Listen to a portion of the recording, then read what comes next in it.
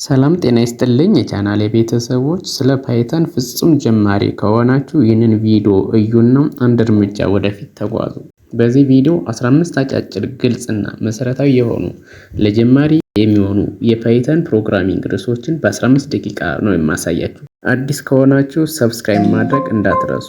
ርዕሶቹ አንደኛው ሃው ቱ ፕሪንት ሄሎ ፓይተን፣ ሁለተኛው ቫሪያብልስ ኢን ፓይተን፣ ሶስተኛው ዳታ ታይፕስ ኢን ፓይተን፣ አራተኛው ታይፕ ካስቲንግ ኢን ፓይተን፣ አምስተኛው አርትሜቲክ ኦፕሬተርስ ኢን ፓይተን፣ ስድስተኛው ሎጂካል ኦፕሬተርስ ኢን ፓይተን፣ ሰባተኛው ኢፍ ኤልስ ኮንዲሽን ኢን ፓይተን፣ ስምንተኛው ፎር ሉፕ ኢን ፓይተን፣ ዘጠነኛው ዋይል ሉፕ ኢን ፓይተን፣ አስረኛው ዩዘር ዲፋይንድ ፋንክሽን ኢን ፓይተን፣ 11ኛው ቢውልቲን ፋንክሽን ኢን ፓይተን፣ 12ኛው ሊስት ኢን ፓይተን፣ 13ኛው ተፕልስ ኢን ፓይተን፣ 14ኛው ዲክሽነሪስ ኢን ፓይተን፣ 15ኛው ሴትስ ኢን ፓይተን የሚሉትን አንድ ባንድ ኮድ እየጻፍኩ አሳያችኋለሁ። ተከታተሉ።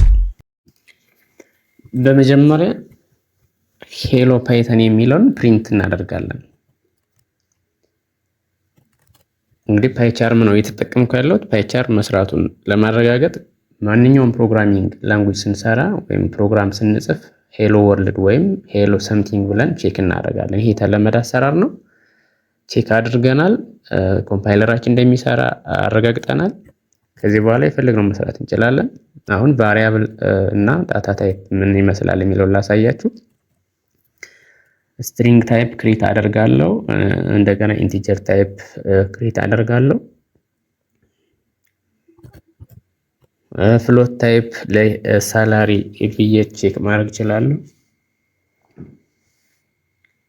ከፈለኩ ደግሞ ቡሊያን ታይፕ ክሬት ማድረግ እችላለሁ። አራት መሰረታዊ የሆኑ የዳታ አይነቶችን ነው እዚህ ያስቀመጥኩላችሁ።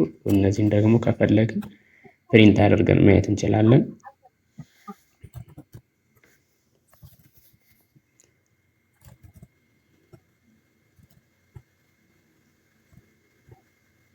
እንግዲህ ፓይቻርን በጣም ለየት ያለ ነው። ቤዚክሱን እንግዲህ ለማሳየት ይህንን መርጫለሁ። ራሱ የሚያግዘን ነገር አለ። ሲንታክስ ሃይላይቲንግ፣ ኤረር ሃይላይቲንግ በጣም ነው የሚያግዝና አድቫንስድ ለሆነ ኮድ ለሚሰራ ሰው ይሄ ይመከራል። እንደምታዩት ነው። በጣም ገራሚ አይዲኢ ነው። ከፓይቻርን በተጨማሪ ቪኤስ ኮድም አለ። እሱን መጠቀም ትችላላችሁ። ታይፕ ካስቲንግ ከዳታ ታይፕ ቀጥሎ የሚመጣ ነው። በአንድ ዳታ ታይፕ የነበረው ነገር ወደ ሌላ መቀየር የምንችልበት አማራጭ ነው። ከላይ ነም የሚል 100 እንደ ስትሪንግ አስቀምጬ ነበረ። አሁን ስትሪንግ መሆኑን አረጋግጫለሁ። በዳብል ኮት ስለተቀመጠ ነው እንጂ ስታዩት 100 ቁጥር ነው፣ ግን በዳብል ኮት ማስቀመጤ ስትሪንግ አስብሎታል። ይህንን ነገር ግን ወደ ኢንቲጀር መቀየር ብፈልግ እንዴት አድርጌ ልቀይር ይችላል? አዲስ ቫሪያብል ልስጠውና ኤን አልኩት። ይህንን ኢንት ብዬ ነም ከላይ ያስቀምጡትን ባስቀምጥ ቀጥታ ወደ ምን ይቀይርልኛል? ወደ ኢንቲጀር ነው የሚቀይርልኝ። ስለዚህ ታይፑን እስኪ ቼክ ላድርገው። ኢንቲጀርን ብሎ መናገር መቻል አለበት። ያ ኢንት አለኝ። መጀመሪያ ስትሪንግ ነበረ ነም። ስለዚህ ነምን ኮንቨርት አድርጌ ለኤን ሰጠሁት፣ ቀይሮልኛል ማለት ነው። ሌላው ፓይተን ኦፕሬተርስ ኢን ፓይተን የሚል ቶፒክ አለ። የግድ ሁልጊዜም ቢሆን ፕሮግራሚንግ ስንሰራ ኦፕሬተርስ የማይቀሩ ናቸው። ኦፕሬተርስ በሁሉም ቦታ ላይ ያሉ፣ እነሱን ማወቅ ያስፈልጋል። በመጀመሪያው አርትሜቲክ ኦፕሬተርስን እያሳያችሁ ነው ያለሁት። ሁለት ቫሪያብሎችን ፈጠርኩ። የመጀመሪያው ኤ ነው፣ ሁለተኛው ቢ ነው። 20 እና 3 ሰጥቻቸዋለሁ። በአንድ መስመር መደመሩን፣ መቀነሱን፣ ማባዛቱን፣ ማካፈሉን እና የሞጁሎ ኦፕሬተርን እንዲሰራልኝ ያዘዝኩት። ምናልባት እዚህ ጋር ሁለት የማካፈል ምልክት አለ። እሱ ፍሎር ዲቪዥን ይባላል። ከነጥብ በኋላ ሁልጊዜ አይቆጥረውም። እሱ እንደማለት ነው። የፈለገ ነጥብ ይምጣ፣ እሱን እዚህ ጋር እንደምታዩት ነው። ሲደመሩ 7 ሲቀነሱ 1 ሲባዙ 12 ስናካፍለው 1.33። እዚህ ጋር ግን በዳብል ምልክት ስናካፍል አንድ ነው የሰጠን። ለምን? ከነጥብ በኋላ ስለማይቆጥረው ማለት ነው። ወይ ደግሞ ዳብል አስትሪክስ ሲሆን ደግሞ 4 ዘ ፓወር ኦፍ 3 እንደማለት ነው። 64 ነው ይመጣልን። ሌላው ሎጂካል ኦፐሬተር ነው። እስኪ ሎጂካል ኦፐሬተር ደግሞ ኤንድ ኦር ኖት የምንላቸው ናቸው። ሁለት ቫሪያብሎችን እንፈጥራለሁ። ትሩና ፎልስ ብያቸዋለሁ። ስለዚህ ትሩና ፎልስ ምን ይሆናል? ፎልስ ነው። ትሩ ኦር ፎልስ ሲሆንስ ትሩ ነው። ኖት ፎልስ ትሩ ነው። ይሄ ሎጂካል ኦፐሬተር ይባላል። ኤክስ እና ዋይ እኩል ሊሆኑ ትሩ ሊሆኑ ከተፈለገ ሁለቱም ትሩ መሆን አለባቸው። ያለዛ ግን ፎልስ ነው ማለት ነው። ኤክስ ኦር ዋይ ሲሆን ግን ከሁለት አንዱ ትሩ ከሆነ ትሩ ይሰጠናል። ኖት ዋይ ከሆነ ዋይ መጀመሪያ የነበረውን ኔጌት ማድረግ ወይም ሪቨርስ ማድረግ ነው ማለት ነው። ለምሳሌ ኤክስ ኤንድ ዋይ የሚለውን ኤክስ ኤንድ ኤክስ ብሎ ትሩ ኤንድ ትሩ ትሩ ነው። ኖት ዋይ የሚለውን ኖት ኤክስ ባደረገው ፎልስ ነው የሚያመጣው። ተቃራኒ ነው ማለት ነው። ይሄ ሎጂካል ኦፐሬተር ነው። ሌላው ኮንትሮል ፍሎ ነው። ኮንትሮል ፍሎ እንግዲህ አንድ ፕሮግራም ከሆነ ቦታ ላይ በሆነ ኮንዲሽን ጃምፕ አድርጎ ሊሄድ ይችላል። እሱ ኮንትሮል ፍሎ ይባላል። በአጠቃላይ ከሱ ውስጥ ኢፍ ኤልስን ብንመለከት ለምሳሌ እኔ ኤግዛምፕል እየሰራው አሳያቸዋለሁ። ኤጅ የሚባል ቫሪያብል አለ። እሱን ከኪቦርዱ ተቀብየዋለሁ። ሁለተኛው መስመር መመልከት ትችላላችሁ። ያስገባውት ኤጅ ከ18 በላይ ከሆነ ይሄን መልእክት እንዲያወጣ ዩ አር አን አዳልት ብሎ እንዲያወጣ፣ ካልሆነ ግን ዩ አር ኖት አን አዳልት ብሎ እንዲያወጣ ነው ያስነስኩት። የማስገባው ቁጥር ነው የሚወስነው። 34 ላስገባ እስቲ። እሺ አስገባውኝ። ዩ አር አን አዳልት ቢኮዝ ከ18 በላይ ስለሆነ ኮንዲሽኑ ልክ ስለሆነ። እስኪ 12 ላስገባለት። ከ18 በታች ያ ዩ አር ኖት አን አዳልት። ስለዚህ በኮንዲሽኑ መሰረት የሚሰራልን ሆነ ማለት ነው። ሌላው ሉፕ ነው። ፎር ሉፕን ብንመለከት በዚህ መልኩ ነው የምንጠቀም ሁሌም። ፎር ኢን ሬንጅ አይ የሚባል ቫሪያብል ሰጣሁት። ኢን ሬንጅ የሚባል ፋንክሽን አለ። ከአንድ እስከ 10ን ሳይጨምር ማለት ነው ያሉን እንትኖች ፕሪንት ማድረግ ብንፈልግ በዚህ መልኩ እንጠቀማለን። በዚህ መልኩ እንሰራለን። ይህ የሚያሳየው ምንድነው? 1 10 ስንል 10 አይጨምርም፣ ግን ከ1 እስከ 9 ሊያወጣልን ይችላል ማለት ነው። ይሄው አውጥቶልናል። እስከ 5 ብለው ከ1 እስከ 4 ነው የሚያወጣልኝ። በጣም ቀለል ያለ ነው። እዚህ ጋር ብዙ ስራዎችን መስራት እንችላለን ይሄን ተጠቅመን። ፎር ሉፕን እንደዚህ ካየን ዋይል ሉፕን ማየት እንችላለን። ዋይል ሉፕም አንደኛው ሜካኒዝም ነው ነገሮችን ደጋግመን ለመስራት። አንድ ነገር 100 እና 50 ጊዜ ከዛም በላይ ዲክሌር አድርገን ከምንሰራ በአንድ ቫሪያብል ሬንጁን በማስቀመጥ ደጋግመን የምንሰራበት አማራጭ ነው ሉፕ የምንለው። ዋይል ሉፕም ከላይ ያለውን አማራጭ በዋይል ሉፕ መድገም እንችላለን። ካውንት የሚባል ቫሪያብል ልስጣውና ካውንት የራሱ ኮንዲሽን አለው። ፎር ዚስ ታይም ግሬተር ዛን 0 ወይም ደግሞ ግሬተር ዛን የሚለው ልተውና ከላይኛው ጋር እኩል እንዲሆን ሌስ ዛን 5 ላደርገውና ባንድ የሚጨምር በእያንዳንዱ ኢተሬሽን ባንድ የሚጨምር ኢኒሺያሊ ካውንት 0 ነው። መጀመሪያ ላይ በላይን 9 ብትመለከቱ 0ን ካወጣ በኋላ ባንድ ይጨምራል፣ ከዛ አንድ ነው ያወጣል። እስከ መቼ? ካውንት ሌስ ዛን 5 እስከሚሆን ድረስ። ፎር የሚለውን ከላይ ኮሜንት ማድረግ አለብን። አይን አላቃትም ያለኝ ለዛ ነው። ከ0 እስከ 4 ነው ያወጣልኝ፣ ምክንያቱም ካውንት ሌስ ዛን 5 ስለሚል 5 እና አይጨምርም።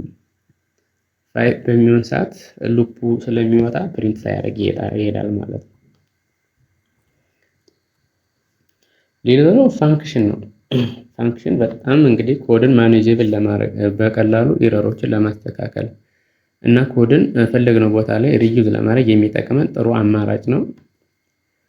ሁለት አይነት ፋንክሽን ያለው ዩዘር ዲፋይንድ ፋንክሽን አለ፣ እንደገና ቢውልቲን ፋንክሽን አለ። እኔ አሁን እየሰራው ያለሁት ዩዘር ዲፋይንድ ፋንክሽን ነው። ግሪቲንግስ ብየዋለሁ ስሙን። ማይ ኔም የሚል አርጉመንት አንድ ፓራሜትር አለው። ፕሪንት ብዬ ሄሎ ብዬ ማይ ኔም የሚል ማይ ኔምን ቀጣይ ተሰጠው ልክ ጀስት ላቀ ብዬ እንደሰጠሁት ኮልስ አድርገው ሄሎ ላቀ ብሎ እንዲያወጣ ነው የፈለኩት።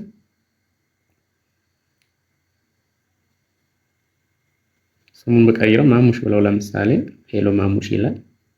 የዩዘር ዲፋይንድ ያልኩት ግሪቲንግስ የሚለውን እኔ ራሴ ስለሰጠሁት ነው።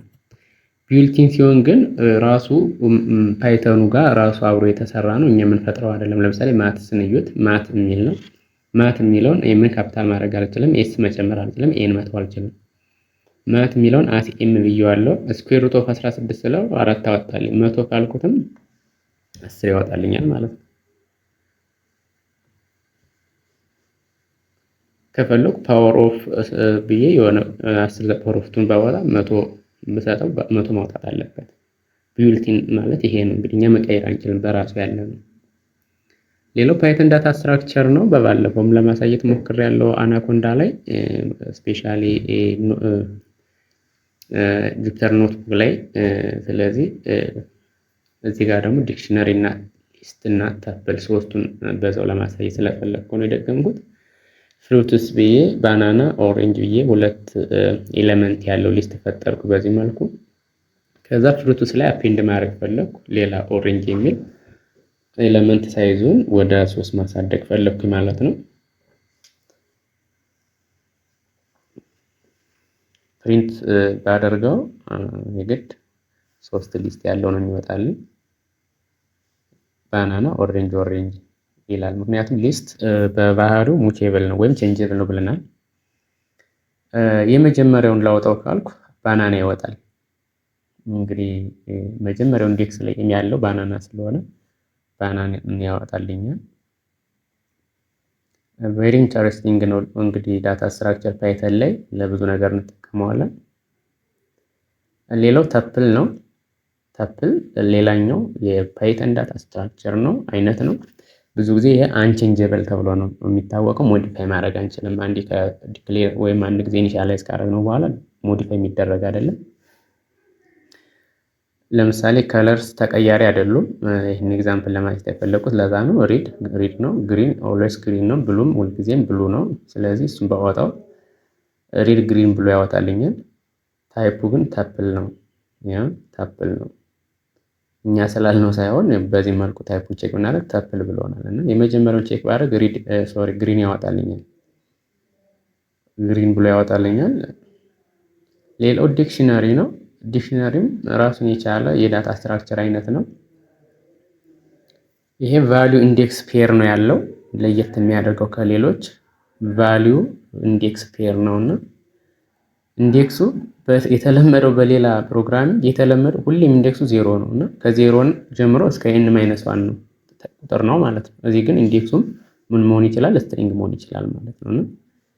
ኔም ብዬ አሌክስ፣ ስለዚህ ኔም ኮለን አድርጊ አሌክስ ነው። ኔሙን አሌክስ ሄዱ 33 ሳላሪው ይሄን ያክል ብሎ ያው የሚያወጣ ነገር ነው ማለት ነው። ታይፑን ቼክ ታረው ዲክሽነሪ ነው የሚለው። ስለዚህ ዲክሽነሪ ከሁለቱ ዳታ ስትራክቸሮች ለየት ያለ ሲንታክስ ነው ያለው። በተለምዶ ቫልዩ ኪ ፔርስ ተብሎ ነው የሚለው ማለት ነው የሚጠራው ማለት ነው። ይሄው ኔም ላይ ማን አለ ስንል አሌክስ አለ። ኤጅ ላይ ማን አለ? 33 አለ። ሳላሪ ላይ ማን አለ? 23322.99 አለ። የቀደሙ ግን በኢንዴክስ ነው ስናወጣው የነበረ። ፍሩትስ ኦፍ 0 ላይ ያለው ከፍሩቱ ዳታ ላይ 0 ኢንዴክስ ላይ ያለው ማን ነው ስንል ነበር። አሁን ግን ኔም ላይ ማን አለ ነው እያልን ሰራው። ሌላኛው ሴት ነው። ሴት ራሱን የቻለ ዳታ ስትራክቸር አይነት ነው። ፓይተን ላይ ሴት ዋና ሴቱ እንደዚህ ዲክሌር አድርጌ እንግዲህ ስለ ሴት ስናወራ የግድ ዩኒየን እንሰራለን፣ ኢንተርሴክሽን እንሰራለን፣ ሰብሴት ምናምን ብዙ የሴት ኦፐሬሽንስ የሚባሉትን ማቴማቲካሊ የምናውቃቸውን ኮንሴፕቶች እዚህ መተግበር እንችላለን ነው። ለምሳሌ ኢንተርሴክሽኑን ልስራና ላሳያችሁ። የሁለቱ ኢንተርሴክሽን ማን ነው ሊሆን የሚችለው? 1 2 3 4 5 ነው። የጋራ 5 ነው ያለ የሚታየው። ኢንተርሴክሽን ማለት የጋራ የሚያደርጋቸው ከሁለቱ ሴቶች ጋር 5 ነው። 5 ያወጣልናል ማለት ነው። ዩኒየኑ ቼክ ባረግስ የሁለቱ ድምር ማለት ነው። የሁለቱ ድምር በባህሪው ሴት ዱፕሊኬሽን አይፈልግም። ዱፕሊኬሽን አይፈልግም ማለት ነው። 5 5 የሚል ነበር፣ 5ን አስወግዷታል ማለት ነው። ዱፕሊኬሽን ወይም ኢንተርሴክሽኗን ነጥሎ አውጥቶ ወይም ዱፕሊኬሽኑን አስወግዶ ነው ዩኒየኑን ያወጣልኝ ማለት ነው። ታይፑን ቼክ ብናደርግ ሴት ይለናል ማለት ነው።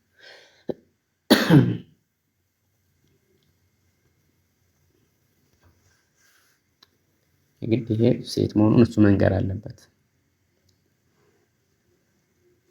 የስ